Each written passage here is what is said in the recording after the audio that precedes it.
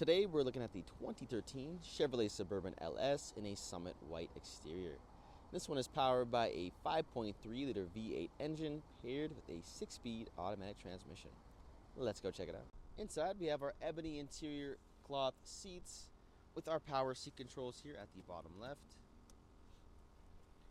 Moving along to the steering wheel here, we do have our leather wrapped steering wheel, and inside you'll find our stereo system with our volume scroller here right in the middle. We also do have our climate controls as well as our park sensors down below. Inside our middle console we have 3 cup holders with additional storage as well. And if you lift this up, this turns into a third seat when needed.